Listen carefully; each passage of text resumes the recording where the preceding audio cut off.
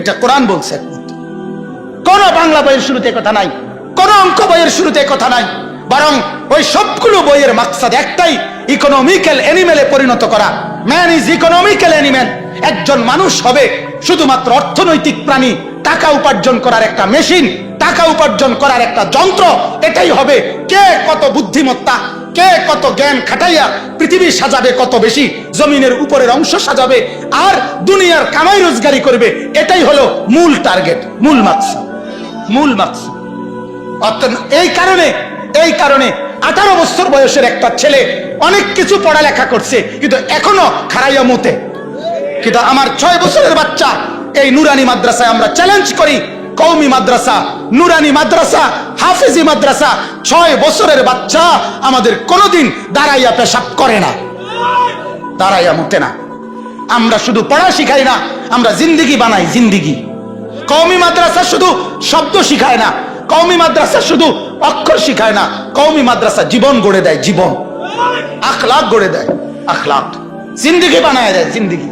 6 বছরের এক বাচ্চা নেই আমরা, 5 বছরের ভিতরে আমরা হাফেজে কোরআন বানায়া তারে বাড়িতে পাঠাই। বলেন আলহামদুলিল্লাহ, বলেন আলহামদুলিল্লাহ।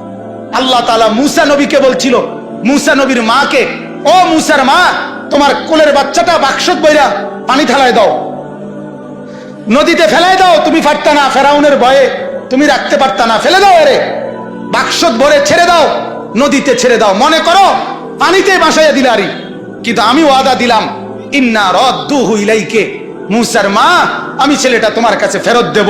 ওয়া জাইলুহু মিনাল মুরসালিন, শুধু ফেরত দেব না মা, আমি তোমাকে একটা রাসূল বানায়া তারপরে ফেরত দেব। মুসাকে আমি নবী বানায়া দেব, নবী। ঠিক আমরাও বলি আপনাদের কাছে, আমরা 6 বছরের একটা বাচ্চা আপনাদের কাছে চাই, এই বাচ্চাটা আপনি আমাদের মাদ্রাসায় দেন, আমরা একটা হাফেজে কোরআন বানায়া আপনার বাড়িতে পাঠাবো ইনশাআল্লাহ, ইনশাআল্লাহ। 12 বছরের জন্য দিবেন, আসমান জমিন, শুধু ভবিষ্যৎ। আরে আমরার ভবিষ্যৎ একেবারে জান্নাত পর্যন্ত। ভবিষ্যতে কি করবে আপনি আমারে আগে বলেন। পৃথিবীর ভবিষ্যৎ কোন মানুষের হায়াতে, যেই কোন শিক্ষিত ভদ্রলোক এখন বলেন, কোন মানুষের যদি বয়স হয় 60 মোট, মনে করেন 60 বছর সে বাঁচলো, তাহলে তার ভবিষ্যৎ কত নম্বর বছর থেকে শুরু হয়? 45 থেকে। কথা কোন কত থেকে কোন তালিকা? ভবিষ্যৎ কোন কোন বছর থেকে? কি 35 থেকে না 45 থেকে? হ্যাঁ, পড়ালেখা শেষ করতে যদি হেঁটে পড়ালেখা না করে তাহলে কথা বলেন না কেন? তাহলে আপনি 60 বছর রে 3 ভাগে কেমনে ভাগ করলেন? যে 60 বছরের মধ্যে প্রথম 20 বছর হলো অতীত, মাঝখানের 20 বছর হলো বর্তমান, শেষের 20 বছর হলো ভবিষ্যৎ। এটা কোন যুক্তি? আমারে বলেন না, এটা কোনো যুক্তি হলো নি? কথা বলেন না। এজন্য মানুষের হায়াত পুরাটাই বর্তমান, ভবিষ্যৎ শুধুমাত্র আখিরাত। ভবিষ্যৎ কি বলেন না? আখিরাত, আখিরাত। ওয়াল তানজুর নাফসুম মা কদ্দামাত লিগাদ। আল্লাহ বলে, আজকে তুমি ভাবো আগামীকাল কিয়ামতের জন্য তুমি কি পাঠিয়েছো। তাহলে আগামীকাল মানে ভবিষ্যৎ। আল্লাহ বলছে ভবিষ্যৎ হলো আখিরাত। ভবিষ্যৎ কি বলেন? তাহলে আমরা বাচ্চাটার বর্তমান দুনিয়াটাও দেখি, আমরা বাচ্চার ভবিষ্যৎ আখিরাত জান্নাত পর্যন্ত পৌঁছবার সবক আমরা তারে শিখাই। বলেন আলহামদুলিল্লাহ, বলেন আলহামদুলিল্লাহ।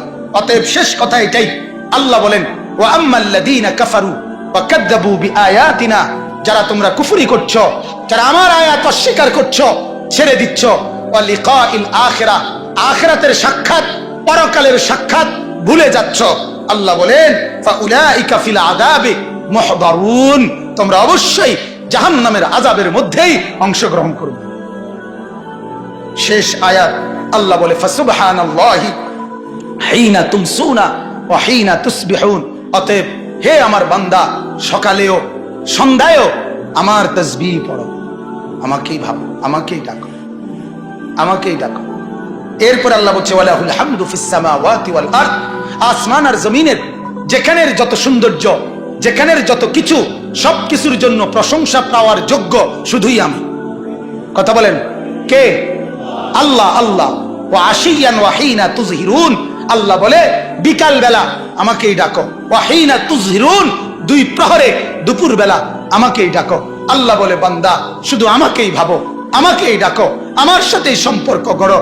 কাজেই মুসলমান, আপনার যে সন্তান ফজরের নামাজের সিজদা কপালে জোটে না, আমি বললাম, আমার নাম আনিসুর রহমান, আমি চ্যালেঞ্জ করলাম, আপনার যেই ছেলে ফজরের নামাজ পড়ে না, মেয়ে ফজরের নামাজ পড়ে না, এ ভদ্র না, ভদ্র নয়, ভদ্র নয়, অসভ্য, অসভ্য, অসভ্য। তুমি যদি সাহস থাকে তো তুমি প্রতিবাদ করো, তুমি যুক্তি দাও। আমি বসুন, দরকার হলে তুমি বলো। সেজদাবিহীন কোন মুসলমান ইমানদারের ছেলে, মেয়ে, বিবি যার কপালে সেজদা নাই, সে শিক্ষিত হয় নাই, সে সভ্য হয় নাই, সে ভদ্র হয় নাই। আল্লাহ কোরআনে বলছে, ইবলিসকে, ইবলিস তুই সেজদা করলি না, অহংকার করেছিস, তুই বের হ আমার থেকে। জন্য যে সেজদা করে না সে অহংকারী, আর অহংকারীকে ভদ্র বলে না। কথা বলেন না কেন? অহংকারীকে কি বলে না? ভদ্র বলে না। নাই তো বলেন আপনি পৃথিবীর কোন ডিকশনারিতে আছে কথা যে অহংকারীকে সভ্য বলে, অহংকারীকে ভদ্র বলে? আল্লাহ তো কোরআনে বলছে সেজদা না করা এটা অহংকার। এটা কি বলেন না? তাইলে অহংকারী কি ভদ্র হয়? অহংকারী কি সভ্য হয়? অতএব ছেলেকে ভদ্র বানান, ছেলেকে সভ্য বানান। পড়েন আপনি, কোনো সমস্যা নাই, বাংলা পড়েন, অঙ্ক পড়েন, ইংরেজি পড়েন, পদার্থ পড়েন, জীববিজ্ঞান পড়েন, হিমালয় পর্বত পুরাটা ফইরা বাইতে যাই পড়েন, কোনো মানা নাই। আটলান্টিক মহাসাগর পইরা বাইতে নালান, কোনো আপত্তি নাই। কিন্তু কোরআন বাদ দিলেন কেন? সেজদা বাদ দিলেন কেন? গোলামি বাদ দিলেন কেন? বন্দিগি বাদ দিলেন কেন? আল্লাহকে ছেড়ে দিলেন কেন? আল্লাহর সাথে দুশ্মনী কেন? যে ছেলেটা সারাদিন একটা ওয়াক্ত নামাজ পড়ে না, যে বিবি একটা ওয়াক্ত নামাজ পড়ে না, যে মেয়েটা পর্দা করে না, তারে জিজ্ঞাসা করেন না যে মা সবার সাথে সম্পর্ক বজায় রাখো, মালিকের সাথে কেন দুশ্মনী? আল্লাহর লগে কি নারাজি হইলা? আল্লাহর সাথে কি দুশ্মনী? আল্লাহর লগে কেন রাগ করলা? কেন রাগ করলা?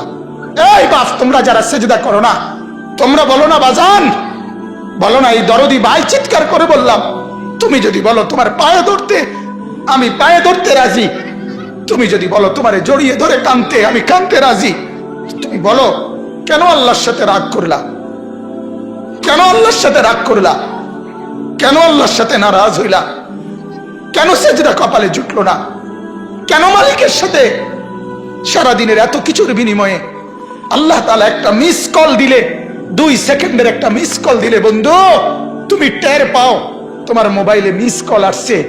এত বড় মসজিদে 6টা মাইকের হরন দিয়া আল্লাহু আকবার বলে তোমারে ডাক দেয়, তোমার একটা বারও কানে লাগে না, বিবেকে লাগে না। তোর মতো শক্ত ডাকাত, তোর মতো পাষাণ বেটার কে হইতে পারে? বেটা কথা বলেন না কেন? তুই ডাকাত, কত বড় ডাকাত! হ্যাঁ, এজন্য ইনশাআল্লাহ আল্লাহকে রাজি করব। বলেন ইনশাআল্লাহ। সেজদা করব তো ইনশাআল্লাহ। যুবকরা তোমরা বলো না ইনশাআল্লাহ। নওজোয়ান তোমাদেরকে বলি, আমার আশা ভরসার স্বপ্ন এই নওজোয়ানদেরকে জাগানো। আমি সারা দিন রাত চাই যুবকরা জেগে উঠুক, কারণ আগামীর পৃথিবী, গোটা বিশ্ব 2 ভাগ হবে। এটাই পৃথিবীর পুরা ভবিষ্যৎ। এক ভাগ পুরাপুরি দাজ্জালের অনুসারী কাফের, আরেক ভাগ মাহাদির অনুসারী ইমানদার। এই 2 ভাগে পৃথিবী অচিরেই বিভক্ত হয়ে যাবে। তুমি যদি মাহাদির পক্ষে থাকতে না পারো, তুমি যদি দাজ্জালের ধোকায় পড়ে যাও, আল্লাহর কসম ঈমান নিয়ে কবরে যাইতে পারবা না। অতএব আমি তোমার ঈমান চাই, আমি যুবকের ঈমান চাই, আমি যুবকের আখিরাত চাই। আল্লাহ তাআলা আমাদের প্রত্যেককে ঈমান আমলের দৌলত দান করেন, কবুল করেন।